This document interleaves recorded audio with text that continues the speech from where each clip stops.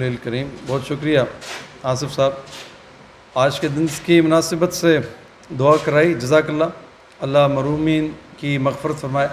ये वाक़या जिस रोज़ रोनमा हुआ था, मैं उस वक्त as a trainee civil just Karachi में ही था, तो ये वाक़या हुआ उस वक्त जिस जो हमारे ऊपर कैफ़ियत तारी थी, और आज ये सुनकर वही मुझ पर तो लर्ज़ा तारी हुआ है, क्योंकि the way the brutalities were committed, it is very difficult to express। और अल्लाह मग़फ़रत फरमाए। खैर, ज़िंदगी का सिलसिला चलता रहना है, और अल्लाह ऐसे वाक़यात से सानियात से हम सब की हिफाज़त फरमाए। आज मुझे पता लगा कि I am confronted with very new entrants, और आप लोग लॉ ग्रेजुएट्स हैं, यानी कि you are very young unlike अस।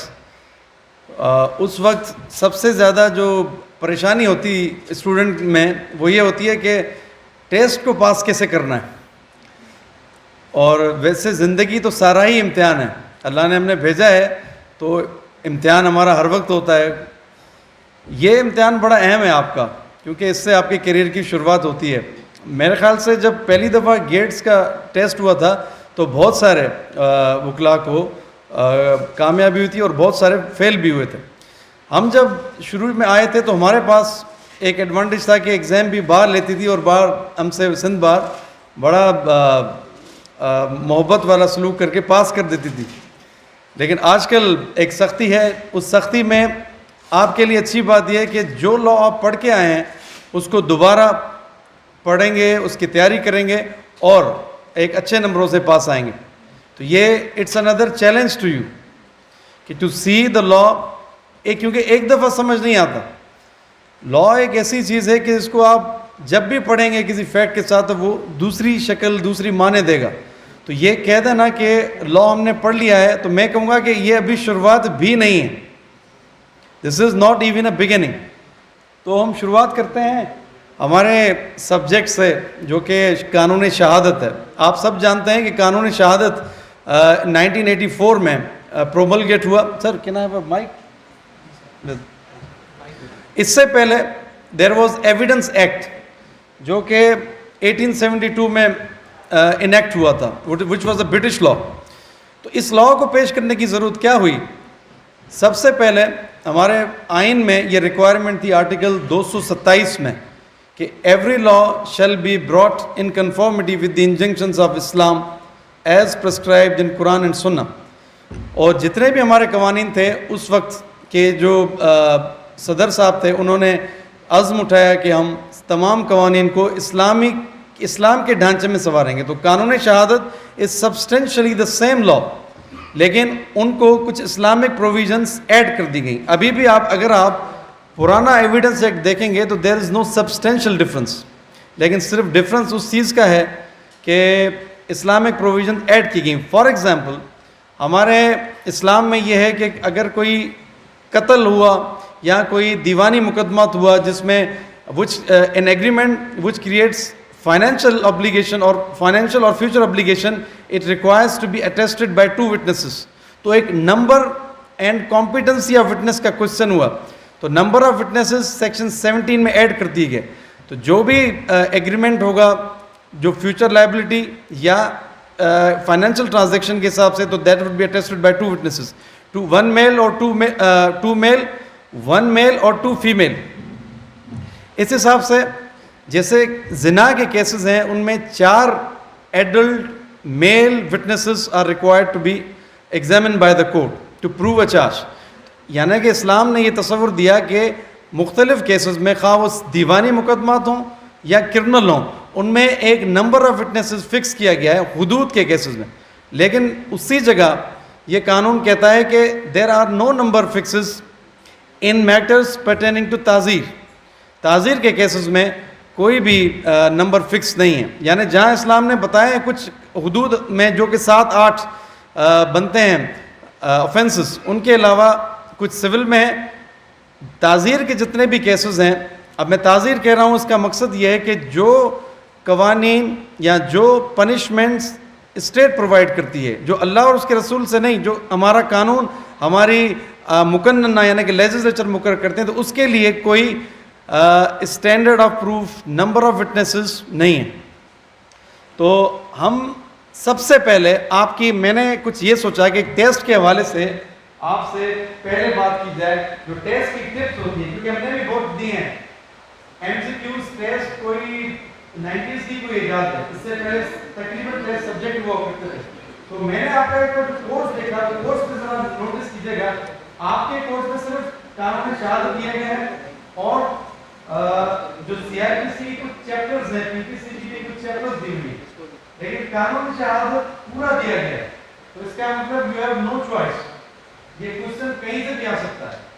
तो इसलिए जो प्रैक्टिस है वकीला की और जो जजेस की, इस लॉ को हम पूरा पढ़ेंगे, यानी कि वेयर रीडिंग करेंगे तमाम सेक्शंस की जो आर्टिकल्स की शेप में है, डेफिनेशन से लेके आखिर तक। मेरे ख्याल में 165 आर्टिकल्स हैं, एम आई राइट? 166। और क्योंकि कोई भी क्वेश्चन इन आर्टिकल से बाहर नहीं जाएगा। अगर 166 इसका मतलब ये हुआ कि अगर प्रोबेबल क्वेश्चन 166 हो सकते हैं, तो पहले तो आप वेयर एक्ट पढ़ेंगे। इस वक्त कमेंट्री को पढ़ना नहीं आपने, क्योंकि कमेंट्री टेक्स टाइम। आपका एग्जाम कब है शेड्यूल?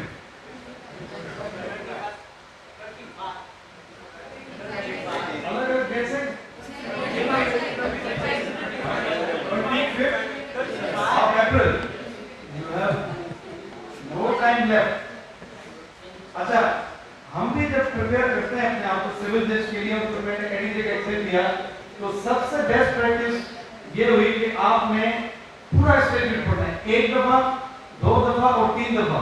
मैं समझता हूँ उसके बाद आपके पास आजकल बुक्स होंगी, जो कि एक बुक है मोहम्मद सुहेल भट्टी के नाम से। उस बुक में कानून शहादत की जो एक्सरसाइज है वो आप करेंगे तो आपको अंदाजा हो जाएगा कि वेयर यू स्टैंड। तो सबसे पहली टिप तो आपको ये है कि you read the bare statement instead of going through the commentaries, क्योंकि ये सब्जेक्ट काफी मुश्किल है और ये प्रैक्टिकल डिमांड करता है कि आप जब तक प्रैक्टिस नहीं करेंगे समझेंगे नहीं। और अभी अभी आप मेरे ख्याल में प्रैक्टिस बहुत कम लोगों ने शुरू की होगी।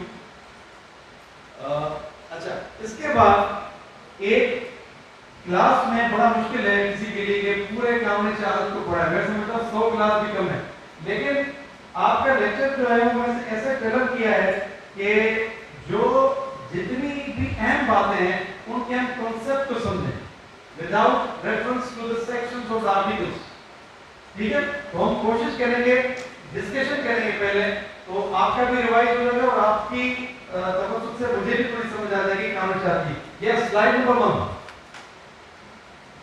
एविडेंस की डेफिनेशन क्या है आपके ज़हन में? What is evidence? Yes, please. This is written here. Don't see it. आपकी अपने ज़हन में क्या है?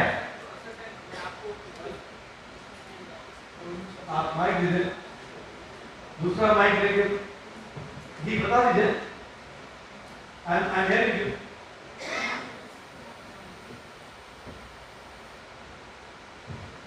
Evidence information which proves or disproves on the any fact. Yes, very good. और इसके अलावा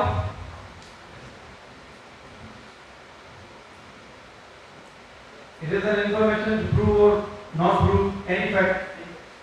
Evidence is a collection of facts. Collection of fact for what purpose? Every purpose. Either factual issue or a factual issue and a relevancy of fact. Okay. Issue of fact. Any other from the girls section? क्या evidence की क्या आपको concept क्या है? क्योंकि हम अभी bookish definition को नहीं देख रहे हैं, कॉन्सेप्ट को देख रहे हैं। एविडेंस, क्योंकि daily the object of legal proceeding is determination of liabilities and rights which depends upon facts. ये मेन ऑब्जेक्ट, कोई भी फैसला होता है, कोई भी इशू होता है जिसके लिए शहादत एविडेंस चाहिए होती है, उसके बुनियाद पर फैसला होता है, चाहे कोर्ट में हो या कोर्ट से बाहर हो। तो हमारे पास जनरली शहादत या एविडेंस टर्म यूज होता है, उसका कांसेप्ट क्या है? Yes please. Methods of proof and inquiry. Yes, very right. और कोई ऐसी चीज जो दूसरे ऑडियंस ना जानते हो? अच्छा, अब देखते हैं कि क्या है। Evidence is a means of determining और discovering the truth of an allegation और इवेंट। You agree? एक कॉन्सेप्ट ये मिलता है कि ये एक व्हीकल है, एक मीन्स है टू डिटरमाइन सर्टेन इवेंट्स। अच्छा, सर्टेन इवेंट्स की ट्रूथफुलनेस और otherwise.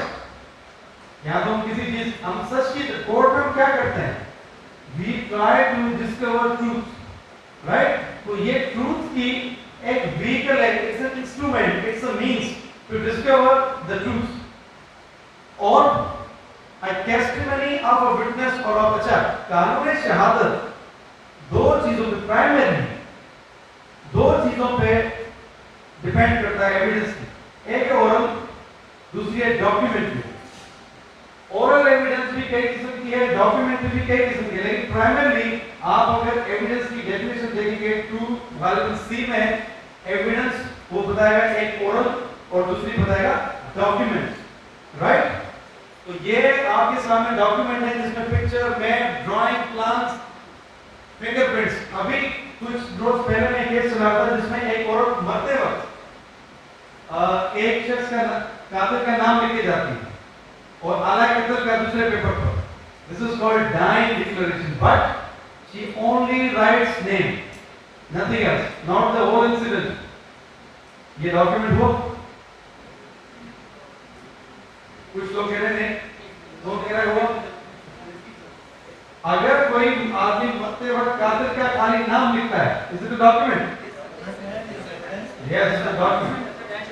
Because something is written on such substance, कोई भी हो, पत्थर हो, पेपर हो, दरख्त का पत्ता हो, लोहा हो, सोना हो, चांदी, किसी भी सब्सटेंस पर अगर कोई भी चीज लिखी जाती है कई तरीकों से, या तो मार्क से, या फिगर से, या नंबर से, या चाइनीज किसी भी लैंग्वेज में, वो that is called, और लेटेस्ट जजमेंट हाई कोर्ट की CD is also a document, CD जो कंप्यूटर यूज करते हैं।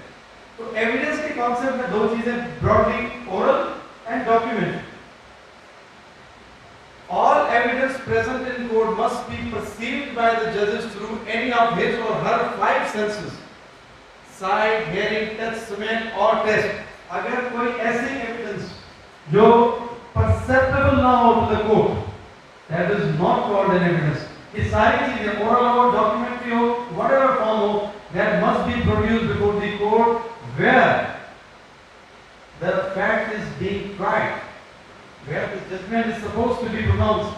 अगर कोर्ट की परसेप्शन में नहीं आती, that is not evidence। Be sure। Next please। Yes please।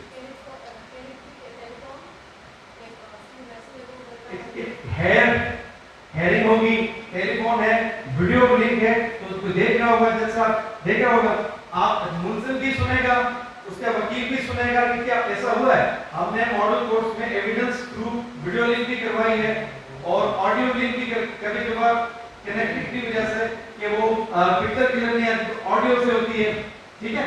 तो यस, हाँ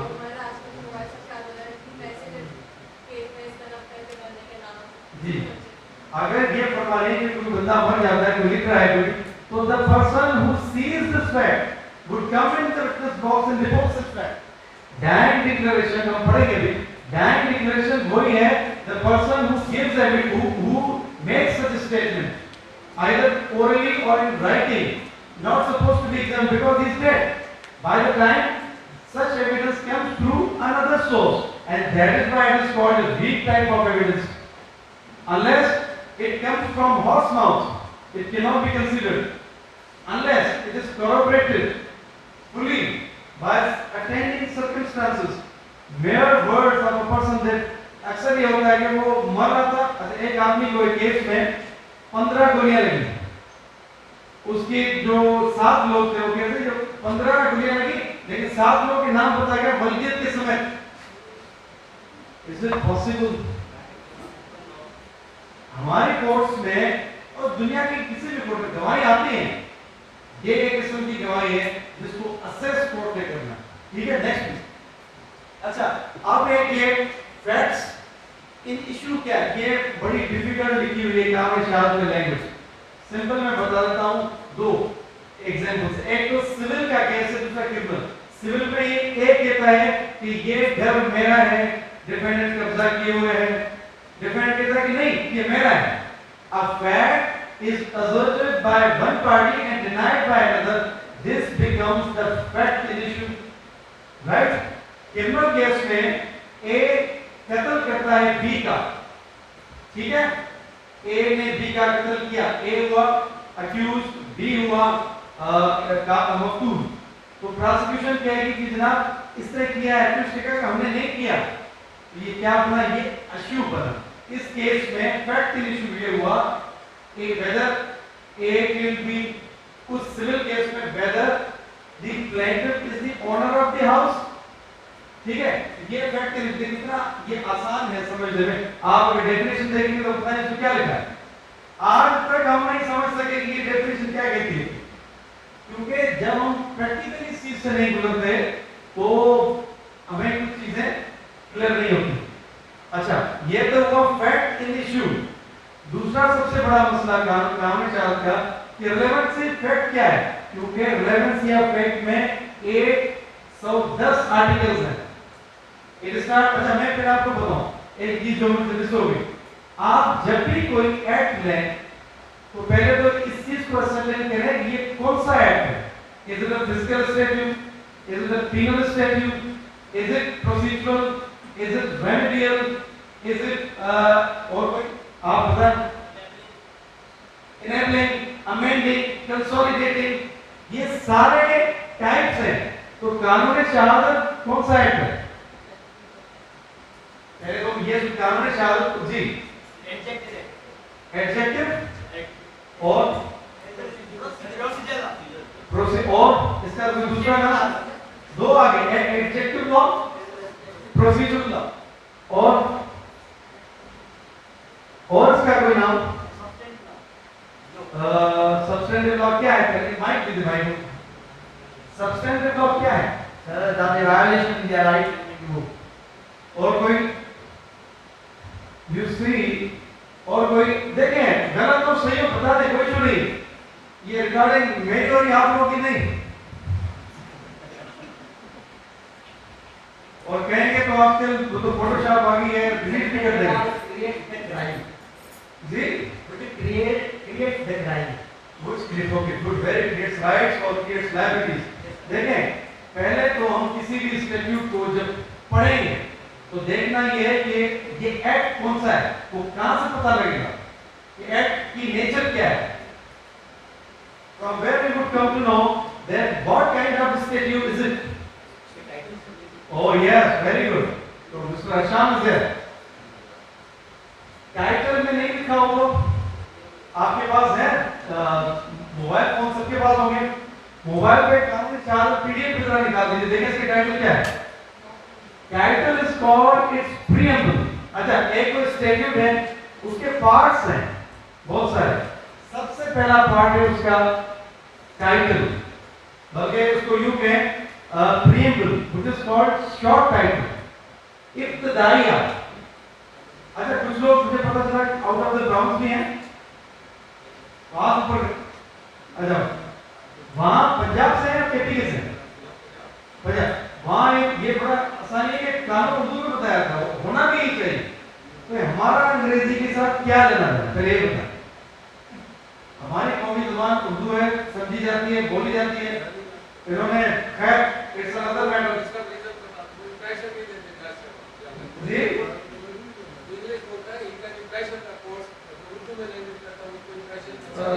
ये परसेप्शन ये है, हर जगह नहीं, लेकिन ये परसेप्शन है कि अंग्रेजी बोलता है तो ये अच्छा ही होगा। This is misperception. हमने अपनी आइडेंटिटी को खो दिया है। तो चाइनीज, जर्मन्स, रशियंस, टर्किश और अमेरिकन फ्रेंड वही अंग्रेज और वो ब्रिटिश, इसके अलावा दुनिया की कोई दूसरे की जबान बोलती है। इसलिए मैंने अंग्रेजी को कम से कम रखा है, जहां जरूरी हुआ वहां पर। हमारी जबान उर्दू है, आइन में ये लिखा है कि कौमी जबान उर्दू है, लेकिन तो अंग्रेजी से कोई खास लगाव नहीं, लेकिन मजबूरी है हमारी। जी हम कहाँ थे? अच्छा हम थे उस वक्त, इंस्टीट्यूट कौन सा है? तो किसी ने ओपन किया पीडीएफ में काम शहादत? Who has done this? Half time. Raise your hand. Yes, आप पढ़ेंगे? The short title extended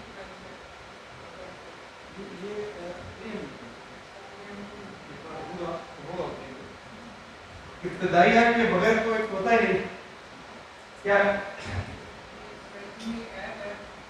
अच्छा आपने और कोई? अच्छा आपके पास बुक है, इसमें है पीडीएफ?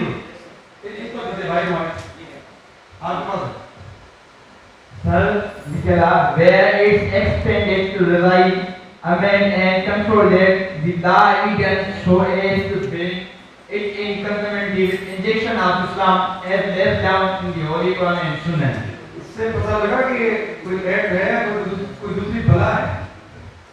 इससे पता लगा कि क्या है? देखें प्रियम्बल लास्ट में एक चीज बताए, सीआरपी का प्रियम्बल देखें इसी तरीका है। तो act to amend and consolidate the law procedure जैसे ही। अच्छा इससे एक चीज बात पता लगती है, it is related to a law of evidence, शहादत से मुतल्लिक। दूसरी है कि इसमें this is a consolidating act, यानी कि पहले इससे एक्ट बना है, इसने इसको कंसोलिडेट किया है। इससे पहले 4-5 एक्ट थे, 1872, 1865, इस्लामिक रूल्स और ब्रिटिश कॉमन लॉ के रूल्स। लेकिन कंसोलिडेट हुआ है सबसे पहले 1872 में, एक यूनिफॉर्म लॉ बना, और उसके बाद हमने जब इसको इस्लामिक इंजंक्शन के मुताबिक बनाया तो then it is firstly consolidating act. दूसरा आपने पता है प्रोसीजरल एक्ट है, बिल्कुल ठीक, क्योंकि इट प्रोवाइड्स प्रोसीजर। दूसरी प्रोसीजर और सब्सटेंटिव लॉ, सब्सटेंटिव लॉ वो होता है जो राइट्स और लायबिलिटीज क्रिएट करता है। प्रोसीजर वो होता है जो इनको डिटरमाइन किया जाए कि राइट्स और लायबिलिटीज कैसे डिटरमाइन होंगी। फॉर एग्जांपल किसी घर में चोरी हो जाती है तो मालिक पूछता है इसकी सजा क्या है, कोई उसको बताता है कि इसकी 7 साल या 3 साल जो भी है। तो अब सजा तो है इसकी, हमने चोर भी पकड़ लिया, अब इसका करें क्या? How to give him award and punishment. अब प्रोसीजर बताता है इसकी पहले एफआईआर होगी, ज़ाब्ता फौजदारी क्रिमिनल प्रोसीजर, वो बताता है एफआईआर कैसे होगी, कौन काटेगा, उसकी सब्सटेंस क्या होगी, कहाँ रजिस्टर होगी, और इमीडिएटली आफ्टर इन्वेस्टिगेशन कौन करेगा, उसकी क्वालिफिकेशन क्या होगी, इन्वेस्टिगेशन क्या होती है वो भी उसमें लिखा है। इन्वेस्टिगेशन के बाद होती police report which is called challan या अदरवाइज एबीसी क्लास, जो मेरे ख्याल से पंजाब में नहीं है एबीसी क्लास होती है। चले तो ये इसका यूनिफॉर्म प्रैक्टिस है। तो उसके बाद ये आता है ट्रायल में, ट्रायल के बाद उसकी होती है शहादत, और शहादत के बाद जजमेंट। तो ये जो प्रोसीजर है ये हमें इस बात की गाइडेंस प्रोवाइड करता है कि हम सब्सटेंटिव लॉ तक पहुंचे कैसे। जो हमारा पर्पस है किसी को सजा दिलाना या कोई राइट अपना इन्फोर्स करवाना through code of law, through other departments, तो प्रोसीजर और सब्सटेंटिव लॉ का कोरिलेशन ये है। हम वापस होते हैं तो आप सबसे पहले उस एक्ट को देख के ये डिटरमाइन करेंगे कि हमारा लॉ कौन सा है। फर्स्टली कंसोलिडेटेड लॉ है, प्रोसीजरल लॉ है, क्योंकि इसमें एविडेंस को प्रोड्यूस करने का तरीका बताया गया है, एविडेंस की काइंड्स बताई गई हैं, और एविडेंस के मुताबिक ही सारा ये लॉ है। It is a procedural law. कुछ चीजें इसमें हैं जो कि प्रिविलेजेस बताती हैं, जैसे कि विटनेस की प्रिविलेजेस, आर्टिकल 4 से लेकर 14 तक, अगर कोई विटनेस सच ना बोले उसको जबरदस्ती बुलवाया जा सकता है, लेकिन अगर उसमें कोई इंक्रिमिनेटिंग आर्टिकल, कोई ऐसी चीज हो कि वो खुद कसूरवार हो, उसको सजा नहीं हो सकती, बता सकता है। इस अगर कोई पुलिस वाला हो तो उससे नहीं पूछ सकते कि आपको इंफॉर्मेशन किसने दी थी इस ऑफेंस की, नहीं, तो ये कुछ प्रिविलेजेस हैं। The communication between husband and wife are protected under article 5 also. तो ये सारे प्रिविलेजेस भी हैं। उसके अलावा सारा जो एक्ट है दैट इज प्योरली प्रोसीजरल, और रेमेडियल भी कहते हैं प्रोसीजरल लॉ को, रेमेडियल लॉ भी, क्योंकि रेमेडी प्रोवाइड भी करता है। तो ये हो गया एक्ट की। उसके बाद act, every act is divided into parts. Firstly अब आपको तीन पार्ट में कानूनी शहादत बताते हैं। फर्स्ट पार्ट में relevancy of facts, part 1, right, it extends from article 1 till article 110, एक पार्ट। दूसरा पार्ट है इसका on proof, that starts from article 111 till article 128, ये हो गया दूसरा पार्ट। तीसरा पार्ट है production and effects of evidence, this is a third part. अब आपको जब भी कोई चीज ढूंढनी हो किसी लॉ में, तो पहले उसके स्केलेटन, इसके स्ट्रक्चर को समझें। स्ट्रक्चर को समझने के बाद आपको पता लग जाएगा कि कौन सी चीज मुझे कहां ढूंढनी है। रिलेवेंसी में भी चैप्टर है, relevancy of facts, expert evidence, उसके बाद है oral evidence, document evidence, public documents, private documents, presumptions. फिर आता है चैप्टर है उसका जुडिशियली नोटिसेबल फैक्ट्स, और उसके बाद स्टॉपल। फिर आता है बर्डन ऑफ प्रूफ और उसकी कुछ इकसाम। फिर इसके बाद प्रोडक्शन और एविडेंस कैसे रिकॉर्ड होगी। दिस इज होल कानूनी शहादत। अच्छा, अब हम ये आप जब स्कीम समझेंगे इस कानून से, तो आपको एक चीज और एडवांटेज होगा, आप अंडरस्टैंड करेंगे कि कौन सा जो प्रोविजन है कौन से पार्ट में, कौन से चैप्टर में, और उसकी माने प्रोबेबल क्या होंगी। अगर अनक्लियरिटी है, आपने देखा होगा हाई कोर्ट, सुप्रीम कोर्ट जो जजमेंट होती है किसी इंटरप्रिटेशन करती है तो कैसे करती है। फॉर एग्जांपल सीआरपीसी में जो भी आपका सब्जेक्ट है, उसमें एक तो जनरल प्रोविजंस, आप सब जानते हैं हर कानून में होते हैं जनरल, दूसरे स्पेशल प्रोविजंस, तीसरे सप्लीमेंट्री प्रोविजंस हैं। General provisions are for general, जैसे कि ट्रायल है, it comes in the general provision. Special provisions हैं जैसे कि evidence in absence of accused, this is special provision. Supplementary provisions में आता है बेल, श्योरिटी बॉन्ड, उसका फॉरफीचर एग्जैक्टली। तो when there is a conflict between two laws, between two provisions, general and special, the special provision would prevail. For example, in CRPC it is mentioned that state evidence of the statement of witnesses is to be recorded in presence of the accused. This is a general provision. Exceptionally provision says, special provision, that in case his attendance is exempted, 540A, then evidence trial can be conducted in presence of his counsel. और इसी तरह आप section 205 भी ये कहता है कि उसकी अटेंडेंस एग्जेम्प्ट कर ली तो आपको ट्रायल चला, तो ये स्पेशल हुआ और वो प्रोविजन जनरल है। और supplementary provision would add the general and special provision. Supplementary provision में बेल आती है, वो बेल किसका, ट्रायल का हिस्सा है किसी का, लेकिन it's a part, bail is a part of the proceeding, तो उसको वो ऐड करता है। उसके साथ फोर फीचर है बेल के साथ ही, तो वो कैसे होगा, उसका क्या कौन श्योरिटी स्टैंड होगा, श्योरिटी फोर फीचर का क्या प्रोसीजर है, दैट इज प्रोवाइडेड देयर। तो that theory by which you would see the skeleton of the whole statute would reveal you many things, would make it easy for you to interpret. Right, ये कानूनी शहादत मैंने आपको बताया ये तीन part में ही है। और अब जैसे पहले हमने देख लिया इसका इब्तिदाइया, और इसके बाद होता है इसका part short, title and extent. Article 1, am I right? क्या कहता है आर्टिकल 1? एक्सटेंट, यानी उसकी हद कितनी है। अच्छा ये बताइए मुझे, आपका तो भी पढ़ा होगा, आपने अभी एग्जाम दिया है, कानूनी शहादत कहां एप्लीकेबल नहीं है, where it is not applicable,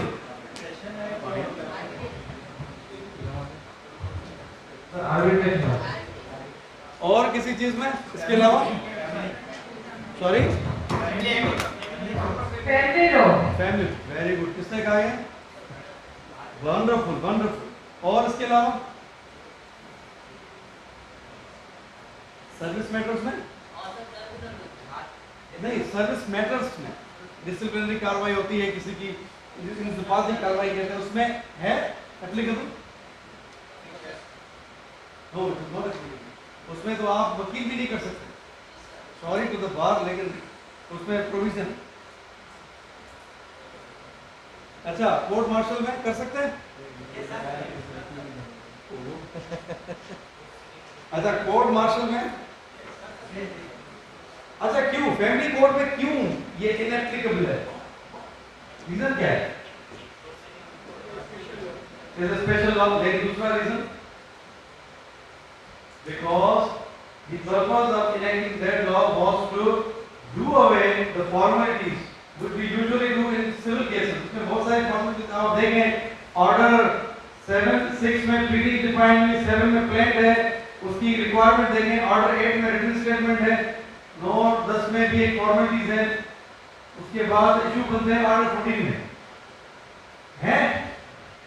rent law में देखें कितना इजी है, आपने रेंट एप्लीकेशन दी, उसके बाद ऑब्जेक्शन आया, इश्यूज फ्रेम नहीं करने, आप डायरेक्ट एविडेंस पे आगे। एविडेंस दी कैसे कि आपको सिर्फ एक एविडेंस वो देना है, एफिडेविट, उस पे क्रॉस होगा। ये दो लॉज हैं, एक फैमिली कोड एक्ट है, दूसरा एसआरपीओ सिंस रेंटल प्रेमिसेस ऑर्डिनेंस, जिसमें कानूनी शहादत के रूल जो दिए गए हैं वो हैं, otherwise it is not applicable. इसके अलावा आर्बिट्रेशन में इट इज नॉट एप्लीकेबल। ठीक है, अच्छा ये थोड़ी सी चंद अहम बातें हैं कानूनी शहादत की। अब इसमें जो इस्तिलाहात हैं, जो इसका जो टर्म्स हैं जो यूज होती हैं एविडेंस के हवाले से, उसको हम थोड़ा देखते हैं। अच्छा, ये इंपॉर्टेंट था। In other words, evidence is the means sanctioned by the rules. ये जितनी भी एविडेंस है, आपने कभी अपने आसपास ऐसे लोग देखे होंगे जो पंच हो, वडेरे हो, जिरगा हो, उसमें क्या उसमें रूल्स एविडेंस के एप्लीकेबल होते हैं? वो इस चीज को देखते हैं कि ऐसे है, एडमिसिबल है, रेलेवेंट है, इररेलेवेंट है, इसको देखते हैं।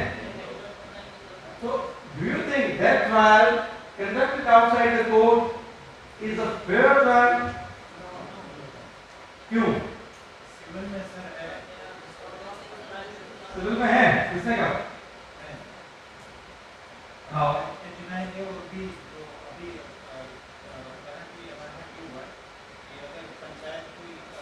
you are from KPK? You are from amendment हुई वहाँ पे? amendment हुई क्या? नहीं, mediation क्या कह रहे हैं? अच्छा, mediation is an alternate resolution dispute. वो trial की बात है।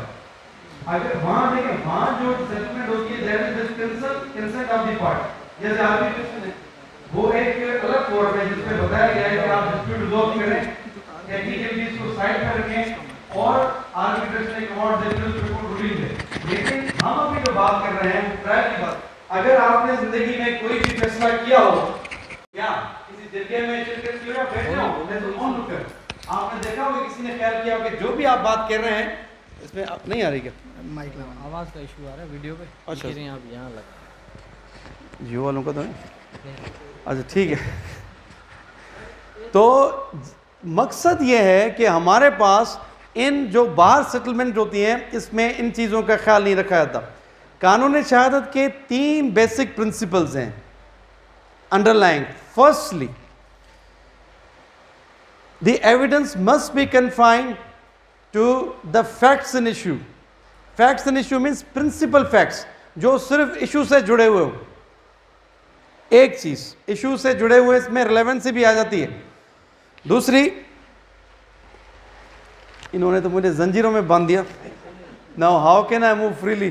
आर्टिकल 17 की वायलेशन नहीं है कॉन्स्टिट्यूशन की, अनरीजनेबल रिस्ट्रिक्शंस। एनीवे, इसको अगर सर इसको आप इधर रखें जेब में, अब इजी हो जाएंगे। ठीक है, इसको सैनिटाइज किया आपने? ठीक है, तो हम एसओपी के तहत भी नहीं चल सकते। एनीवेज, तो पहला जो प्रिंसिपल है इस लॉ में, evidence is restricted to facts in issue. दूसरा ये है, best evidence should come forward. Best evidence rule जानते हैं कि क्या है? What is best evidence? Yes, anyone? Best, yes, primary, original, first source. Criminal है तो ऑक्यूलर, या सिविल है तो डॉक्यूमेंट्री ओरिजिनल, इसको कहते हैं बेस्ट एविडेंस रूल। और इसका इफेक्ट भी है, अगर बेस्ट एविडेंस पेश ना की गई तो then adverse impression is to be taken by the court. ये दूसरी इसकी तीसरा प्रिंसिपल इसका ये है कि no hearsay evidence should come on record. These are the three principles on which the whole edifice, इसकी जो बुनियाद है एविडेंस एक्ट की, वो खड़ी हुई है। अब ये आप तीनों चीजें देखें, न जरगे में होती है न आउटसाइड कोर्ट, जितनी सेटलमेंट्स होती है वहां नहीं होती। इसीलिए इसके रूल्स बने, जो एडजुडिकेशन कोर्ट्स में हो उस पर सिर्फ रिलेवेंट एविडेंस हो, फैक्ट्स एंड इशू से उससे हो, इन कन्फॉर्मिटी हो, हेयर से नहीं हो, और बेस्ट एविडेंस हो। क्योंकि इनको अगर ऐसी एविडेंस प्रोड्यूस होगी तो we can say that is that the accused or the plaintiff or the defendant will have a fair trial and the judgment would be acceptable to all the parties। ठीक है, आगे चलिए please. अच्छा, what is the meaning of proof? हम ये तकरीबन रोज issue करते, भाई इसका प्रूफ क्या है। कहीं कहते हैं इसकी शहादत कहाँ है, प्रूफ क्या है, what does it mean without copying the material? जी सॉरी, हाँ गुड।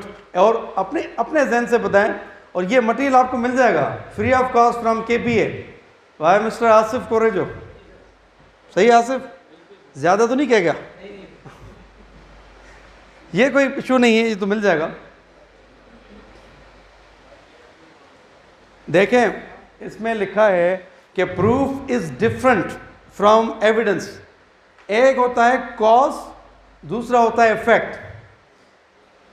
कॉज और इफेक्ट में जो डिफरेंस है वही एविडेंस और प्रूफ में है। किसी चीज़ की शहादत दे देना, एविडेंस दे देना, गारंटी है कि इट्स प्रूफ।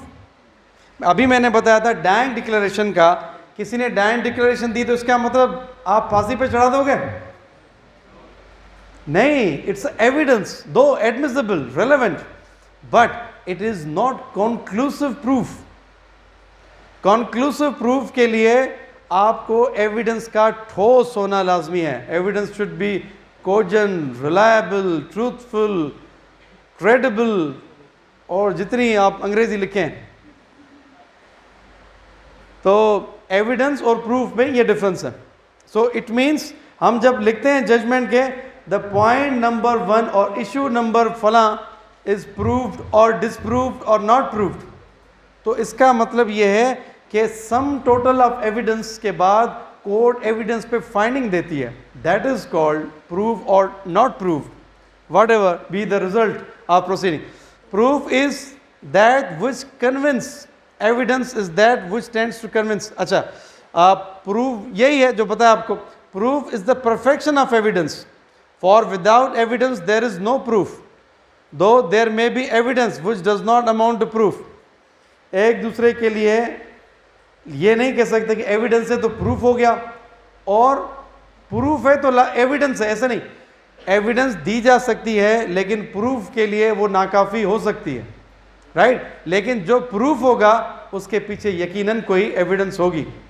लेकिन अगर हम क्या करें कि उस खुद प्लीड गिल्टी करे तो is it evidence? Is it evidence? ये क्रिकेट में हिट विकेट क्या होता है? इज इट आउट और नॉट आउट? अगर ये तो फिर इशू ही नहीं बना। अगर कोई एडमिट करे फैक्ट, जैसे अगर डिफेंडेंट क्लेम एडमिट करता है प्लेंटिफ का कि जी ठीक है घर आपका है, खत्म हो गई बात, फिर तो this is admission, right? Estoppel would apply. इसलिए देखें, आप कानून शहादत, मैं कहता हूं it has a magical effect both on courts and जजेस। और ये क्लाइंट्स को मत सिखाएगा, वो फिर आपसे खेलेंगे ये, क्योंकि कुछ मैं भी कुछ वकालत की है कि आप जितने tricks of the trade client को सिखाएंगे, कल वो आपसे कहेगा सर इसमें तो ये तो फर्दर इंक्वायरी का केस था, आप जज को समझा नहीं सके। बेल डिसमिस करा के आ गए। खैर आगे please next. Stated proof is result of evidence. Evidence is the means which leads to proof. Proof is the effect of evidence, that establishment of a fact by evidence. ये तो अब clear है, proof और evidence, कोई ambiguity नहीं, कोई question नहीं। आगे चलिए प्लीज। अब है एक एविडेंस एडमिसिबिलिटी, जो कि आजकल प्रैक्टिस में इसको बहुत कम अहमियत दी जाती है। फॉर एग्जाम्पल, मैं एविडेंस रिकॉर्ड कर रहा होता हूँ तो आईओ कहता है कि सर वो हमने इसको पकड़ा और इसने अपना जुर्म कबूल किया। मैं सोचता हूँ कि कोई डिफेंस काउंसिल इस पर ऑब्जेक्ट करे कि मुलजिम कन्फेस कर रहा है पुलिस के सामने और देयर इज़ नो ऑब्जेक्शन, और मैं लिख लेता हूँ ठीक है, अब इसको पता चले कि क्या इसका इफेक्ट आता है।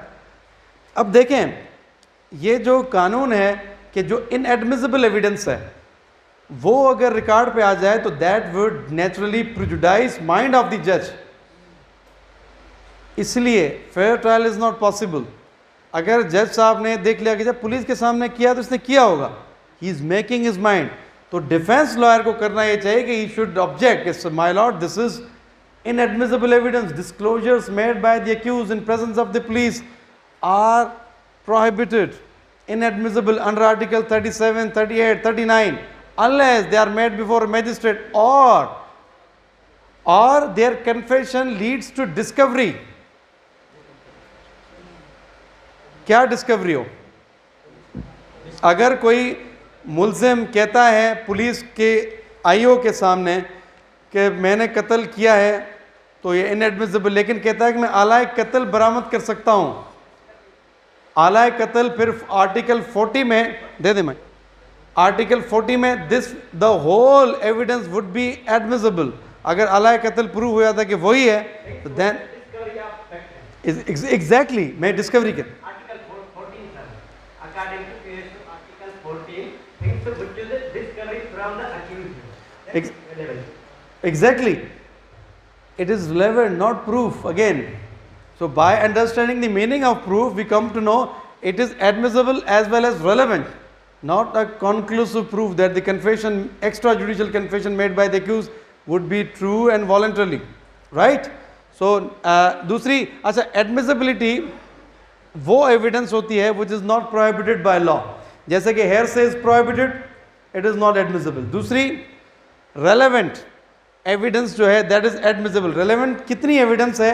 110 articles हैं relevancy के, सारी evidence of an expert relevant, secondary evidence relevant, presumptions drawn under two। अच्छा, मैं आज ये सोच के आया था कि इस थोड़े से चक्कर में हम थोड़ा सा टाइम है हमारे पास, मैं presumption की तरफ एक ही चैप्टर पढ़ाऊंगा, लेकिन फिर मैंने देखा कि आपकी गेट की तैयारी अधूरी रह जाएगी हमारे इस शौक में आपके, क्योंकि उस presumption को that has a magical effect।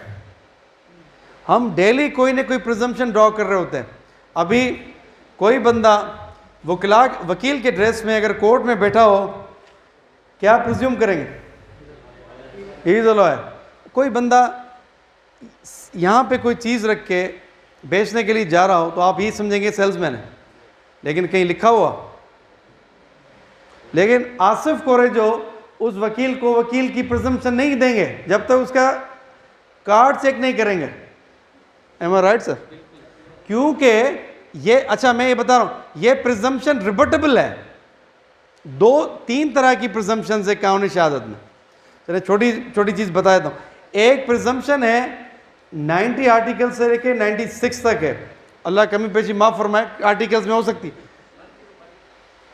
अच्छा, इस प्रिजम्पशन में यह है परमिसिबल प्रिजम्पशन, यानी कि दिस इज रिबटेबल। इसका अगर कोई जवाब दे, जैसे मैंने अभी एक प्रिजम्पशन बताई, एक वकील के लिबास में बैठा हुआ है, प्रिजम्पशन लोग यही करेंगे ये वकील होगा, लेकिन कोई जनरल सेक्रेटरी ने उसको देखा नहीं होगा, ना उसका वोटर होगा, तो फिर ये कहेगा कि जनाब कार्ड शो करें, कार्ड उसके पास होगा नहीं, तो then that presumption is rebuttable, right? अच्छा, कुछ प्रिजम्पशंस ऐसी हैं जिनको सिर्फ रिबट नहीं किया जाएगा, डिस्प्रूव करना पड़ेगा। For example, there is a document called 30 years old registered document, क्या presumption होगी? Genuine. ये presumption होगी shall presume, mandatory, obligatory. Article 101 100 देखिए यही है 101 अच्छा 100 and 101 यही है. Thank you.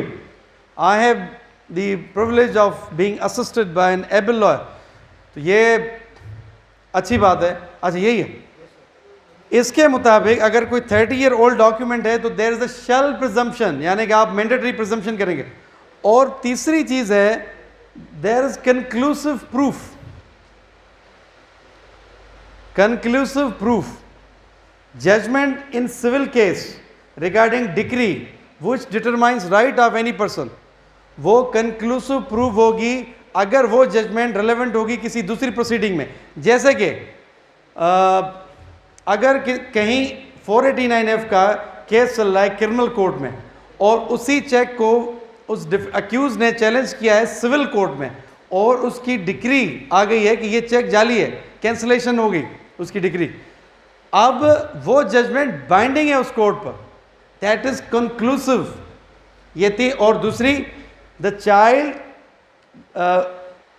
Child who is burn out of the wedlock, ठीक है, 128 में उसकी प्रिजम्पशन होगी कि इनका चाइल्ड है. ये दो प्रिजम्पशन है जो कंक्लूसिव है, 128 और से आर्टिकल 55.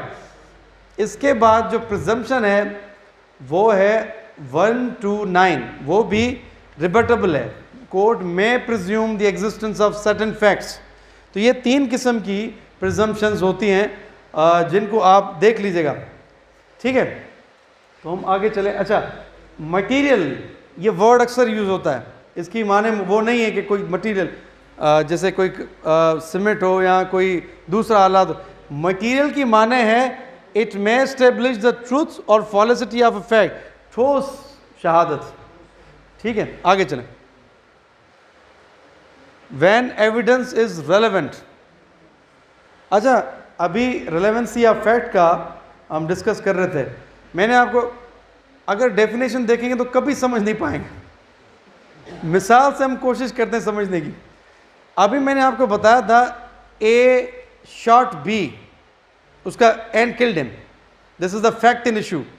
इसका जो रिलेवेंट फैक्ट है वो क्या है?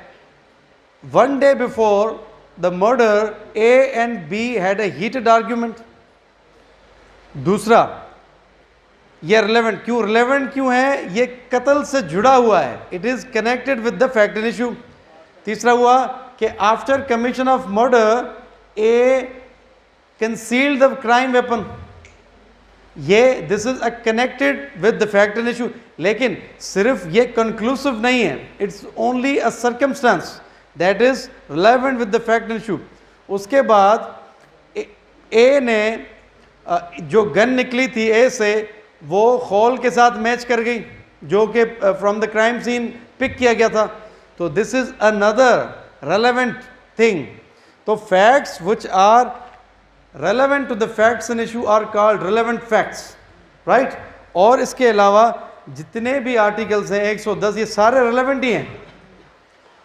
ठीक है. Evidence is relevant when it has tendency in reason to establish the probability of a fact in issue. Next please. When evidence is competent, when it is competent, evidence competent कब होती है?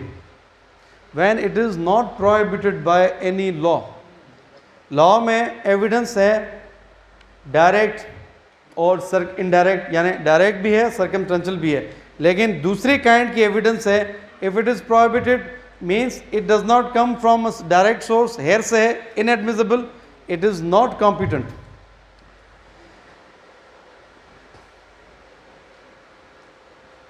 Yes please, next. अच्छा, अब कुछ kinds of admissibility हैं. Admissibility से मुराद वो evidence है जिसको हम लीगली रिकॉर्ड का हिस्सा बनाते हैं. This has to be judged adjudged by the court. ये कोर्ट की सारी फंक्शन है. Exactly. 131 में power to decide the questions relating to admissibility is the sole job of judge. But judge cannot do all the things. He has to be assisted by magicians like you. कि sir ये admissible है, ये non admissible है. सबसे कम बहस मेरे ख्याल में कानूनी शहादत में होती है, कोर्ट्स में जब भी. हालांकि that is very much relevant. आप जिस वक्त भी आर्गूमेंट देख रहे होते हैं, कर रहे होते हैं, द कानूनी शहादत is in play all the time, क्योंकि एविडेंस ही डिस्कस हो रही होती है. या एविडेंस होती है या law, and the law is also applicable on such evidence. So it is very necessary. अच्छा, एक होता है रिलेवेंसी में multiple fact which is entirely admissible, means वो फैक्ट इन इशू भी हो, रिलेवेंट फैक्ट हो, that is easily admissible in evidence. दूसरा होता है कंडीशनल एडमिसिबल. कैसे कंडीशनल? कंडीशनल ऐसे होता है कि एक फैक्ट इनएडमिसिबल है, जैसे कि कोई सेकेंडरी एविडेंस इनएडमिसिबल है. क्यों? जबकि प्राइमरी एविडेंस मौजूद हो तो सेकेंडरी एविडेंस इज नॉट. लेकिन अगर कोई प्रूफ आ जाए the primary evidence was lost, the secondary evidence is then admissible, right? जैसे a photocopy becomes admissible if losing of a document is established. This is conditional admissible, right? The third one is curative. ये सबसे ज़्यादा interesting है. कुछ questions ऐसे होते हैं examination in chief में, जो पार्टी एग्जामिन कर रही होती है अपने गवाह को, वो पूछती है leading questions which are not permitted under article 137. Very good. The under article 137 में the questions which are leading can not be asked, but if it is asked and not objected then it becomes admitted. और इसमें एक और important बात है वकला के जो प्रैक्टिसिंग है, any evidence which is deposed which is given in examination in chief and not cross examined, it is deemed to be admitted. This is principle of law. ये पहले सिविल केस में था, क्रिमिनल में भी, लेकिन अब थोड़ा सा सुप्रीम कोर्ट की जजमेंट आई कि this provision is not applicable to criminal proceedings. ये खोसा साहब की जजमेंट थी रिसेंटली. लेकिन आप अगर इसका मुआवजा करें कि पहले की जो जजमेंट्स हैं वो इससे ज़्यादा हैं इन हायर क्वांटम में, कि the fact which is stated in chief not cross examined, it is deemed to be admitted. अच्छा, अगर आप देखें अपनी लाइफ में कॉमन, क्योंकि रूल सारे कॉमन विजडम से ये इस्टेब्लिश हुए हैं, ये फ्रेम्ड हुए हैं. अगर कोई चीज़ किसी भी आम हालात में कोई ऑब्जेक्ट ना करता हो तो इसका मतलब वो ठीक होगी ना. किसी ने एतराज़ नहीं किया किसी भी शहादत पर तो वो ठीक होती है. इसी वजह से अगर कोई भी, मुझसे किसी ने सवाल पूछा शायद से पहले कि एक केस में आपने एक वीडियो थी जिस पे दिखाया जा रहा है कि एक रॉबर को मार के और फेंका जा रहा है किसी नाले में और उसकी डेथ हो गई. That person who thrown him was spotted in social media.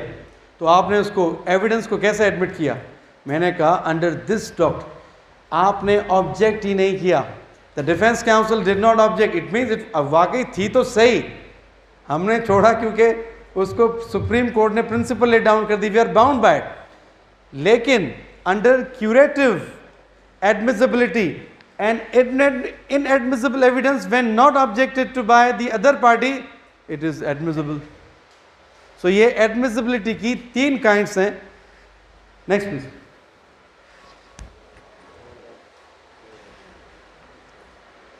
अच्छा, primarily there are 2 evidence which direct. What is direct evidence? That tells us an conclusion without any source. अब ये ऐसा है कि अगर किसी ने कहा कि मैंने देखा कत्ल के करते हुए या वक़ुआ देखा अपने आंखों से, तो इसमें किसी दूसरी शहादत की ज़रूरत नहीं है इस फैक्ट को प्रूव करने के लिए, सवाए इसके कि उसकी जो शहादत है वो क्रेडिबल हो, रीज़नेबल हो, प्रॉबेबल हो, ट्रूथफुल हो और अनशेकेबल हो. इस वजह से तो डायरेक्ट एविडेंस किसी चीज़ की भी what is the it establishes a fact without need to refer और इन्फ्रेंसेस और इम्प्लीकेशंस। ये डायरेक्ट किसी चीज़ इसको कहते हैं दूसरी आम इस्तिलाह में substantive piece of evidence which is ocular. Confession को भी कहा जाता है। Confession is judicial confession, not only confession, judicial confession, article 39 वाला, recorded before a magistrate. This is conclusive evidence. और तीसरी सब्सटेंटिव एविडेंस है dying declaration. If it is prove to be true and came from horse mouth means authentic source, then it is a substantive evidence, means punishment could be awarded on that evidence only without reference to the other.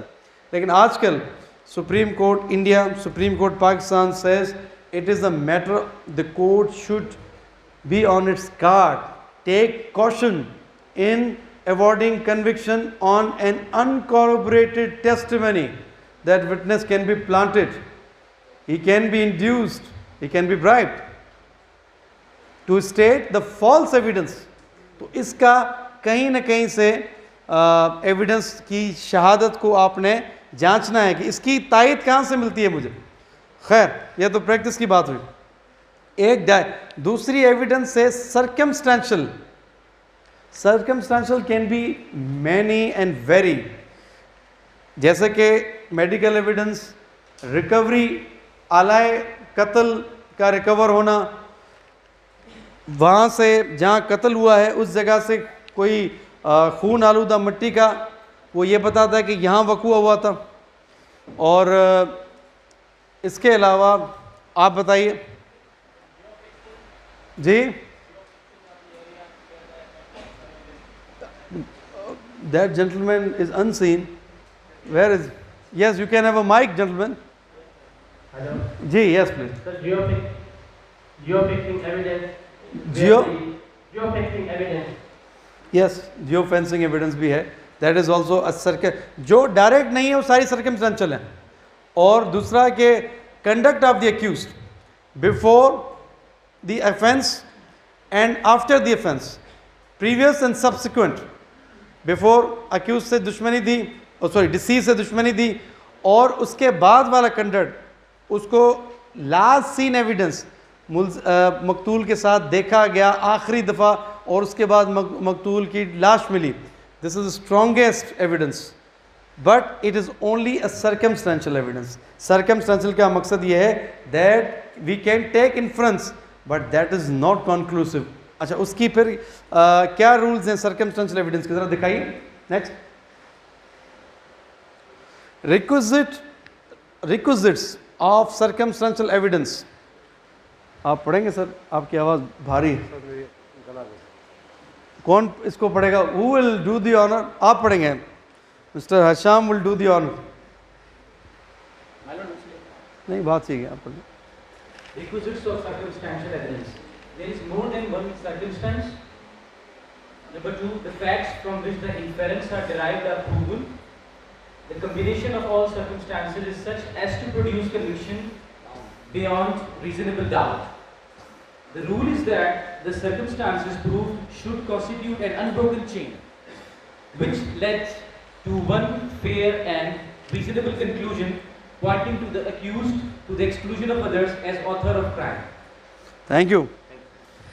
पहली बात, circumstantial evidence को prove करने के लिए एक circumstantial evidence नहीं होनी चाहिए, वो कई होनी चाहिए। ठीक है, एक सर्कमस्टेंस से कुछ नहीं। अगर there is evidence that the accused was last seen with the deceased, then this is only a one circumstance. Prove ये करना पड़ेगा कि इसकी चेन बने, इसका लिंक हो, कातिल का मकतूल के साथ कोई कॉजल लिंक बने। जैसा कि if it is the case of husband killing the wife which is usual in Karachi, इसमें कोई शहादत नहीं होती सिवाय एक शहादत के, दैट इज सर्कमस्टेंशियल। एक केस मैं आपको बताता हूँ जिसमें husband exterminated his wife, killed his wife in his house and took the plea that she died due to liver issues. Initially, I was not so excited in trial of the cases which is without evidence. लेकिन जब case चला बात कुछ कड़ी से कड़ी मिलती गई.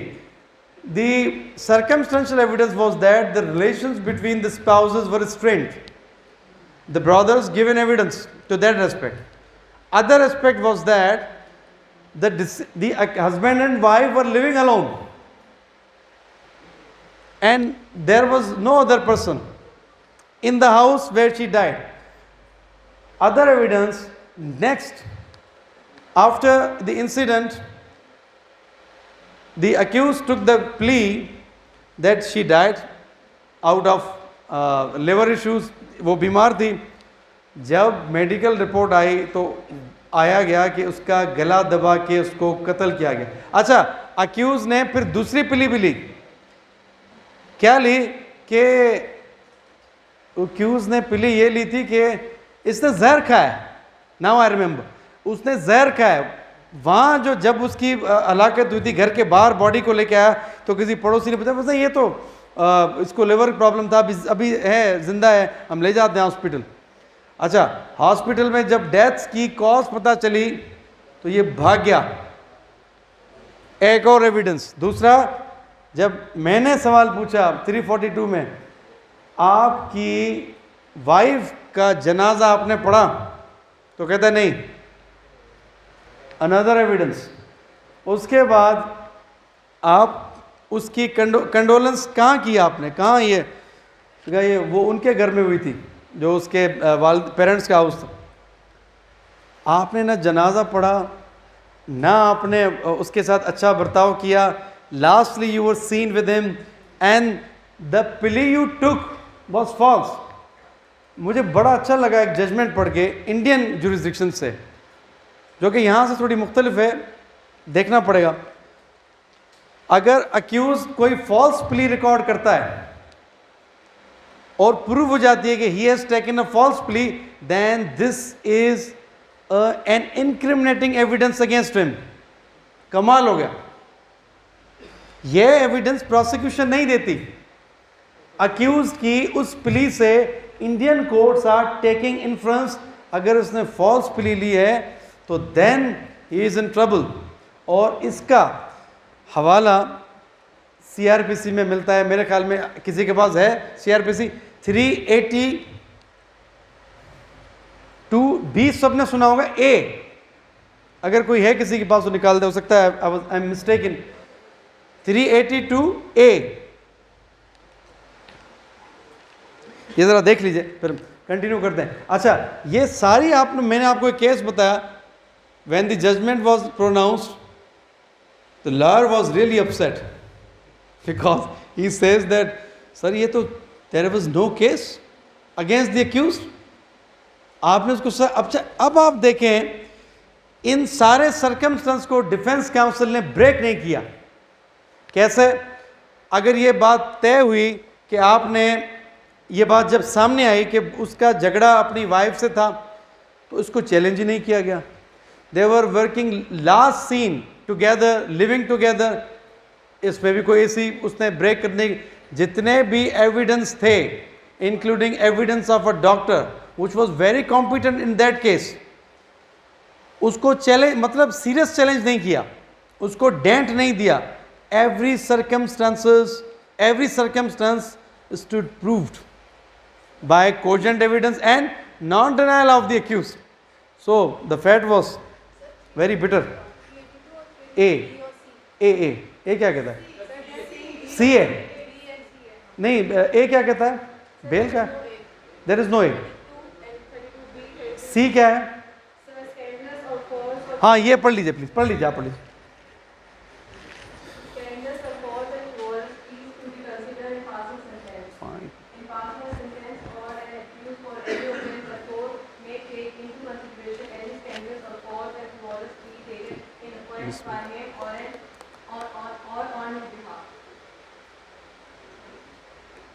जी, अब इसकी थोड़ी कमेंट्री भी तो करें. आप क्या समझिए इससे?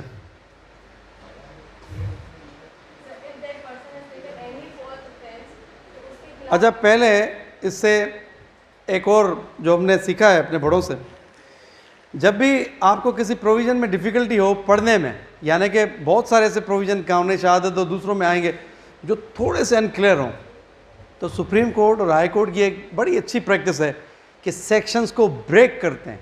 दे make it look as if they are making ingredients of it. ठीक है, आप इसको इंग्रेडिएंट्स बनाइए. इसके इंग्रेडिएंट्स यानी कि पहले एक लाइन पढ़े जी, क्या लिखा है?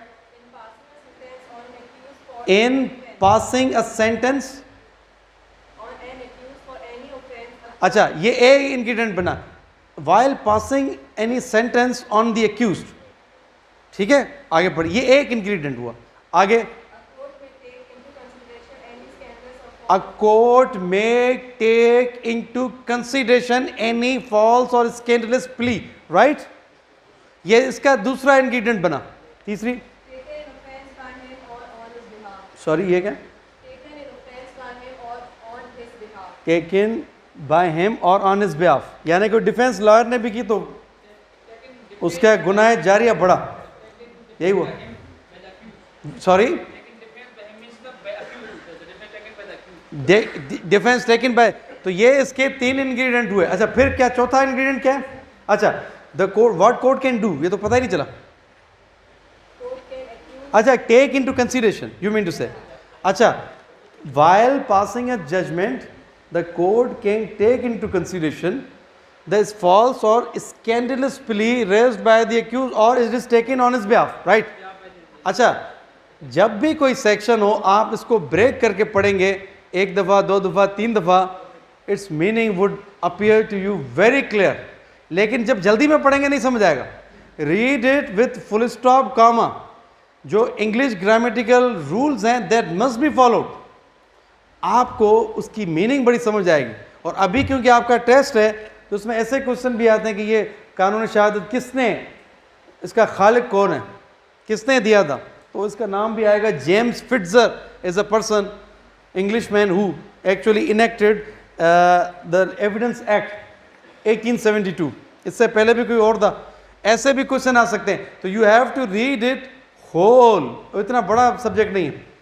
तो आई वॉज रेफरिंग कि जो सर्कमस्टेंशियल की रिक्वायरमेंट है सज़ा देने की या प्रूव होने के लिए, there should be many circumstances firstly, then every circumstances must be prove with cogent evidence, and all the circumstances would make an unbroken chain of events to reach a logical conclusion that this fact exists, कि उसने कत्ल किया है.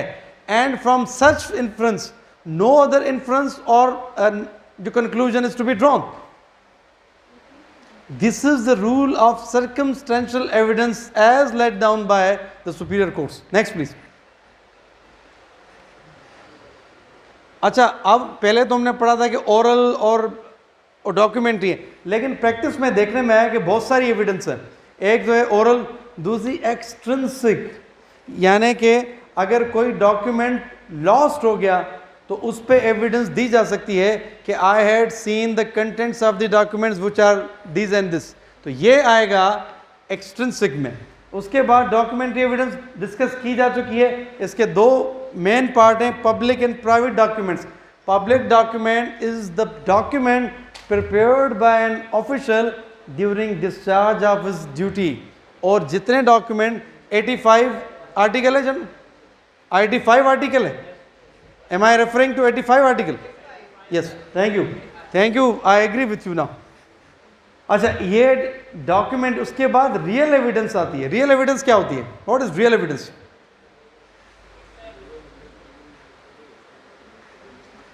आलाए कत्ल हुआ, case property हुई, deceased clothes हुए, इस कोई भी मटेरियल चीज़ जो है कोर्ट के सामने रखी जाए तो वो भी एविडेंस होती है. ठीक है, ये 4 किस्म की एविडेंस और भी है. आगे चला. अच्छा, एक और जो एविडेंस में टर्म यानी इस्तिलाह यूज होती है, that is corroborative evidence. Corroborating evidence can simply be defined as a supportive evidence. एक एविडेंस है ऑक्यूलर, जैसे कि किसी ने कत्ल करते हुए देखा, वो आई विटनेस बना, चश्मदीद गवाह. उसकी तायद में किसी ने देखा कि जनाब ये तो इसके साथ पहले झगड़ा भी हुआ था कत्ल के, तो दिस इज़ अ कॉरोबरेटिव. आलाए कत्ल का निकलना और आलाए कत्ल से कोई साइंटिफिक प्रूफ का आना, जैसे कि एमटी मैच करती है पिस्टल से और उस पिस्टल से कत्ल हुआ है।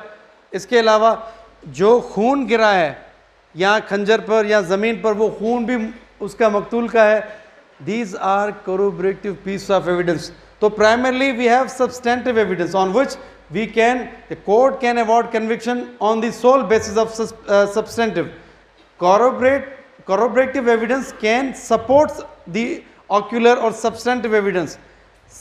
On the basis of corroboration and corroboratory evidence, no conviction can be made. ठीक है। अच्छा, दूसरी cumulative, this is an additional evidence of the same kind as those already presented and establishes the same issue. ठीक है, next please. अच्छा, एक और है, एक पॉजिटिव एविडेंस है, दूसरी नेगेटिव है। पॉजिटिव क्या होती है? अगर कोई बंदा कहे कि it is the evidence when a witness states that an event occurred और she knows it that it really occurred, it transpired. किसी वाक़े के बारे में कहना कि जनाब ये वाक़ई हुआ है। और नेगेटिव क्या होगी? उससे लाताल्लुकी, मैंने तो कत्ल करते हुए देखा ही नहीं, मुझे क्या पता कत्ल हुआ है नहीं हुआ। तो ये नेगेटिव एविडेंस। और आगे चले, जुडिशियल एविडेंस, ये सारी जो जितनी कोर्ट में शहादत, which court permits and that is not excluded or prohibited by any law, that will be judicial evidence, यानी जो भी रिकॉर्ड पे पेश हुई हैं, एडमिसिबल विटनेसेस ने दी हों, डॉक्यूमेंट से प्रोड्यूस की हों, या जितने भी अभी ये डिस्कस हुई, मटेरियल हो, रियल हो, that would be admissible as well as relevant, शर्त ये हो। नेक्स्ट, एक वर्ड होता है प्राइमा फेशी, बादी उन नज़र में, ये क्या एविडेंस है? That evidence is such kind of evidence which can be rebutted if something is brought against it. Civil case हो जिसमें हम स्टे की प्रोसीडिंग आप डिस्कस करते हैं, कोर्ट में आर्ग्यूमेंट होता है कि जनाब हमारे पास ये डॉक्यूमेंट्री एविडेंस है इस चीज़ का कि हम इस घर के ऑनर हैं, हमें थ्रेटन किया जा रहा है कि हम इसको खाली कर दें बाय द गुंडा एलिमेंट्स, तो this evidence is prima facie. क्यों? अभी उसका ट्रायल शुरू नहीं हुआ, that evidence is yet to come and the witness is yet to be tested in cross examination. तो इसका हम प्राइमा फेशी इसको तस्वीर करते हैं बादी उन नज़र में जो शायद। इसी तरीके से क्रिमिनल में बेल मैटर होता है, जितनी पुलिस वाला लिखता है अपने मुंशी के साथ एविडेंस बैठ के 161, वो सारी एविडेंस बादी उन नज़र में प्राइमा फेशी एविडेंस कहलाती है। और then the court has to see the prima facie evidence at preliminary stage before trial. Bail stage पर deeper appreciation is inadmissible, not permissible, right. Next, presumptions हम डिस्कस कर चुके हैं, प्रिजम्पटिव एविडेंस क्या है और प्रिविलेज्ड एविडेंस। कुछ privileges हमने डिस्कस की थी, जैसे कि मैजिस्ट्रेट साहब को या को अगर किसी कोर्ट में मैजिस्ट्रेट रिकॉर्ड करते हैं कन्फेशन, आइडेंटिफिकेशन, प्रेट, और सेशन कोर्ट में जब ट्रायल होता है तो they do produce such evidence. उसमें अगर कोई क्वेश्चन उनसे पूछा जाता है कि ये ऑफेंस की आपको कैसे पता चला, certain questions are prohibited which can not be asked, और उनके बाद उनको प्रिविलेज है कि not to answer those question, लेकिन privilege can be waived, it is not an absolute privilege. वो says I can answer this question, so it may be, but the superior authority to which he is subordinate may ask question against whom there is no privilege. अच्छा, इसके बाद है opinion evidence. अभी मैं कोई case law पढ़ रहा था जिसमें एक टैटू पे एविडेंस थी। टैटू यानी कि कोई बॉडी पे कुछ मार्क्स बनते हैं, बाज़ औक़ात किसी आदमी के, किसी जानवर के या किसी भी शे के। तो एक एविडेंस बुलाई गई, एक गवाह आया स्पेशल कि आप बताएं कि इसकी मीनिंग क्या है। उसमें ये शक्ल बनी हुई थी कि एक औरत थी और वो आंसू गिरा के रो रही थी। This was the whole story. यहाँ आप ऐसा तस्वीर करेंगे पेंटिंग थी, टैटू लेकिन अलग होता है पेंटिंग से। That expert was called to determine what is the meaning of that tattoo inscribed on the body of so and so person.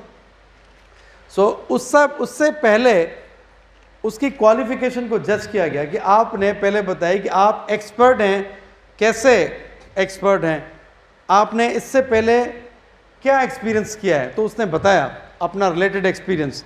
Then उसने एक नतीजा निकाला उस तस्वीर का, that evidence was held to be relevant under this expert evidence. Expert में doctor आता है कि कॉज ऑफ डेथ बताता है, इसके अलावा फायर आर्म एक्सपर्ट आता है, वो फायर आर्म एक्सपर्ट तो खैर प्रोड्यूस नहीं होता, उसकी रिपोर्ट एडमिसिबल है अंडर सेक्शन 510 CRPC, और कहता है कि इस एक्ट, इस पिस्टल से फायर हुआ है या ये पिस्टल चलीदा पोजीशन में, it is in working order. इस तरीके से अगर किसी की हैंड राइटिंग है तो we call experts to prove whether such handwriting belongs to such and such person, या फिंगरप्रिंट्स हैं, या सीरोलॉजिस्ट है, etcetera. All this comes within the opinion of expert, call expert evidence. Next please.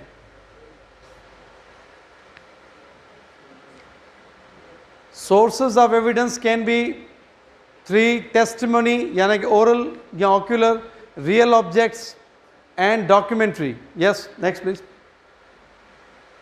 अच्छा, ये best tool evidence,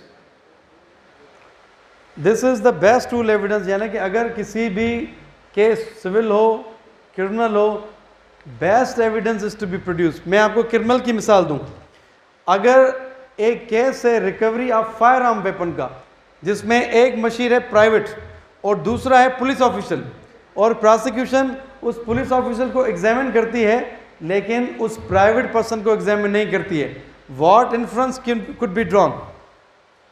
आप नतीजा क्या निकालेंगे इसका?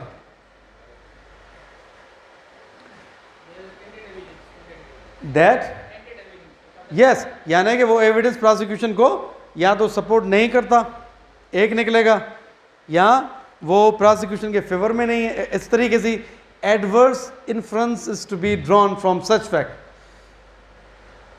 आसिफ साहब, क्वेश्चन एंड आंसर शुरू करें।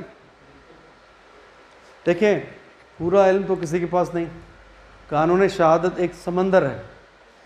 मैंने आपको थोड़ी सी टिप्स दी थी, बाकी आपने जो बेयर एक्ट्स है उसको देखना है, और इसकी जो प्रैक्टिस होती है कि जिस बुक्स में MCQs की, वो कीजिएगा। मैं समझता हूँ आपसे के साथ जब एक्सचेंज हुआ, इंटरेक्शन, तो आप you are aware of the basic concept of the evidence, so you will feel no difficulty. बाकी अगर कोई क्वेश्चन हो तो आसिफ साहब would answer on my behalf. मैं इनको पावर ऑफ अटर्नी दे देता हूँ। Is it okay? आज के लिए नहीं कह रहे हैं। यस, देखें, मेमोरी टेस्ट मत दीजिएगा, ये किस आर्टिकल में लिखा है, किस सेक्शन में लिखा है, दैट आई हैव जो है ना discarded that practice. Yes gentleman, वालेकुम सलाम, please introduce yourself. This is Aprili. I belongs to Aprili family. माशाल्लाह। And I am a student of, I have done third year of law. माशाल्लाह। And still I have a question about evidence and proof. There will be a major point about two components. What will be the basic point? I'm sorry to ask you because that's a good time to ask you, sir. There is a limit, that points of proof and evidence. If you share me about the elaborated position, it would be good for me and for our, group and student helping. And the third question is that, sir, if you give me these slides, it would be so, For that, I have requested Mr. Asif Kurejo, he would do the honor and free of cost. Okay, sir. If anything is provided by bar free of cost, this is something unimaginable, and you would be happy to that. अच्छा, आपका question ये है कि what is the slight sneak difference between the proof and evidence. देखिए, proof is something which can be inferred after recording evidence by considering that such evidence was of such a nature that certain facts exist or do not exist. For example, मैंने आपको बताया था कि अभी dying declaration में अगर कोई बंदा कहता है, जिसको बताया कि 15 गोलियां लगी, उसके बाद उसने 7 लोगों के नाम बताया उसके बाप दादा के साथ, ये डाइंग डिक्लेरेशन 3 गवाहों ने बताया कि जनाब हम साथ थे और इसने ये उन इनके नाम लिए। the very thought that came in my mind, there was no evidence of a medical officer that the person who received such wound was able to talk. Doctor ने कहा था he died instantaneously, क्योंकि medical evidence ये बताती है कि जब किसी को गोली लगती है तो एकदम से ब्लड आता है, बंदा शॉक में चला जाता है, haemorrhagic shock. So it is not possible. तो ये एविडेंस तो थी, the fact remains not proved. हाँ, ये अगर किसी को, जैसे मैंने कहा, एक बंदा कहता है, कन्फेस करता है कि मैंने कत्ल किया, दो it is sufficient. But murder trial, in murder trial this has been ruled, settled by the superior courts, when a confession is recorded it cannot be considered unless it is corroborated. एक बंदा कहता है कि जनाब मैंने कत्ल किया, ये शहादत है, दिस इज एविडेंस. प्रूफ कैसे होगा अब बताइए. कत्ल करने के बाद उसकी ही निशानदेही पर डेड बॉडी रिकवर होती है, उसी की निशानदेही पर प्लेस ऑफ इंसिडेंट जो कि नहीं देखी थी पहले किसी ने, वो विजिट होती है, उसकी निशानदेही पर, उसकी लीड पर आलाए कत्ल बरामद होता है. इसका मतलब उसने जो कन्फेशन किया उसकी कॉरोबोरेशन मौजूद है, उसकी तायद. अब ये confession is the evidence that is sufficient for proof. This is proof. Any what was your subsequent question? You asked many question. What was? Yes, please. पहले तो मैं अपनी थोड़ी सी सजेशन दूंगा. According to my opinion, there is no rule without exception in QSO. जबकि हम पूरा के QSO को पढ़ेंगे ना, तो आपका क्वेश्चन है या आप पहले क्वेश्चन पूछिए, पहले क्वेश्चन पे देखें. I will give you opportunity to share your experience here. यहाँ ही क्वेश्चन में सवाली निशान आता है आखिर में, याद रखिए. If you are asking the question then it must be an interrogative form. मैं फुल लिबर्टी दूंगा, टाइम कम है हमारे पास. I will ask you to come to my court for sharing experience. मुझे अब क्वेश्चन पूछिए. सर पहली मर्तबा जो है हेड में आया QSO ऑप्शन में था adjective law as well as procedural ला. हाँ. तो फिर सर दोनों ऑप्शन थे, दोनों ऑप्शन में हम कौन से को चॉइस करेंगे? Either he adjective law as procedural law, A में था एडजेक्टिव ला और दूसरे में था प्रोसीजरल ला. तो हमको अच्छा, ये तो क्वेश्चन गलत हुआ क्योंकि दो करेक्ट आंसर दिए गए. क्योंकि हमारे पास केस लॉ मौजूद है जिसमें एडजेक्टिव लॉ कहा गया है, इंडियन भी, Pakistani jurisdiction, this is procedure law भी है. देखें जो एडजेक्टिव लॉ है this is also called procedure law. Yes please. ये क्वेश्चन देखें, हमने भी काफ़ी टेस्ट दिए, कुछ क्वेश्चन गलत फ्रेम होते हैं. Some questions are erroneously framed. उसके लिए आप और मैं कसूरवार नहीं. Yes please. Yes ma'am. वालेकुम सलाम. Yes ma'am. Very difficult question. Well, very nice question I would say. Res geste. Acha, normally there is an rule of evidence that evidence should be direct, right? If a person says he has seen something, heard something, perceived something, he should say directly, I have done this, I have understood, seen, heard, right?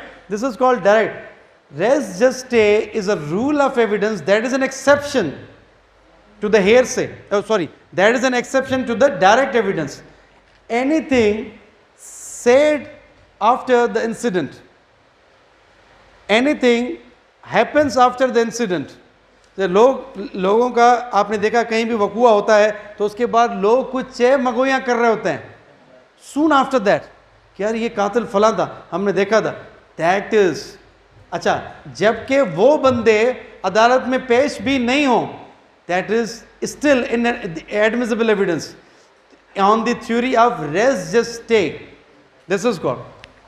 और yes अशाम, मुझे पता था आप जरूर पूछेंगे. yes. आपने 489 की case को बताते कहा था कि अगर क्रिमिनल जो कोर्ट से अगर बेनिफिट ऑफ डाउट देके उस अक्यूज की एक्विटल हो जाती है तो सिविल कोर्ट के अंदर No. उसको इफेक्ट नहीं करेगी. बिल्कुल नहीं करेगी, क्योंकि जो आर्टिकल 55 कहता है the judgment of civil code would be binding, not the criminal code would be binding on the civil code. Thank you. मुझे बहुत खुशी हुई, कुछ लोग outside the province, outside the city आए हैं. अल्लाह आपको कामयाब करे, और बाहर का शुक्रिया कि उसने आपको और मुझे एक अपॉर्चुनिटी दी टू शेयर अवर एक्सपीरियंस. और ये आसिफ साहब ऐसे काम करने में बिल्कुल नहीं हेजिटेट करते. मैं इनका भी शुक्रगुजार हूँ, और आप सब का भी कि यू हैव, क्योंकि जज हमेशा सुनता है. आज पहली दफ़ा या दूसरी तीसरी दफ़ा मुझे मौका मिला है. सो अब आपको पता चला होगा कि हमारे जॉब कितना मुश्किल है. फॉर आवर्स और two you are continuously bearing me patiently. So look at myself, I do this for 8 hours. जज़ाकल्लाह.